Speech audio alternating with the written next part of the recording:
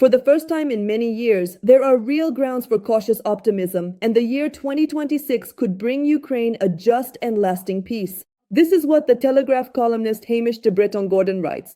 The analyst notes that Donald Trump's statements claiming that a peace agreement on Ukraine is 95% ready have clearly caused panic in Moscow, which has manifested itself in the usual Kremlin manner, crude disinformation and implausible narratives. A vivid example of this is the claim that one of Putin's many palaces was attacked by 91 drones this week. The CIA informed the US president that this was almost certainly a false flag operation. This clumsy and unambiguous attempt to derail the peace process, which is quickly slipping out of the Kremlin's control. Even more damaging for Putin is that his own population is beginning to doubt this version of events. When propaganda collapses at home, regimes soon follow.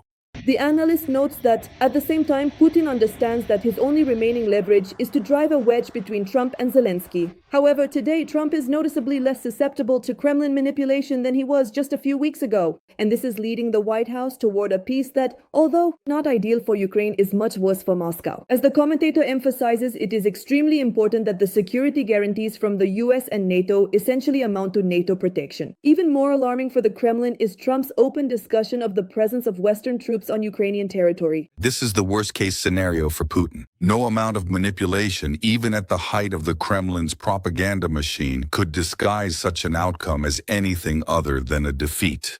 With a frozen front line, it will be Trump, not Putin, negotiating with Kiev over access to rare earth minerals in the Donbass.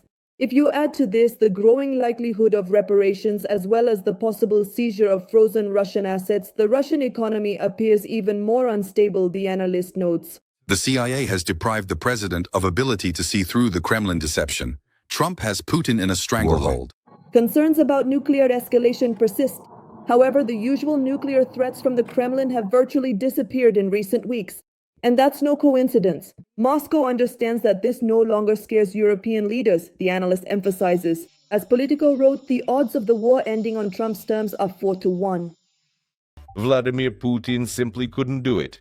The Times has reported in detail exactly how the Russian dictator, Vladimir Putin, has seriously messed up. Putin will do absolutely everything he possibly can to avoid showing any sign of weakness. But that crucial and pivotal moment is already right at the doorstep. And for more details, check out our report. You're watching the Glavred channel. I'm your host, Yevgeny Serov. Please like and subscribe to the channel now, if you can. The Russian dictator Vladimir Putin, who has been in power for 26 years, is on the very threshold of becoming the longest ruling leader of the Russian Federation since the Tsarist era.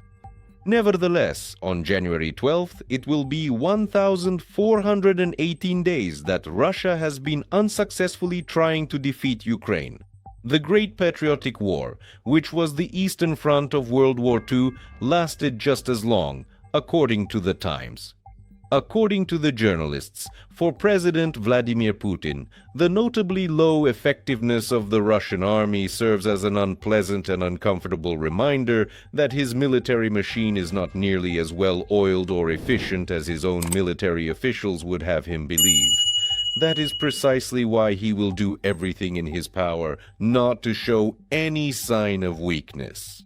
The publication emphasizes that so far there are no signs that the enormous losses suffered by the Russian army amid such slow progress or the sanctions will force Putin to compromise on his ultimate goal, to bring Kiev back into Moscow's sphere of influence.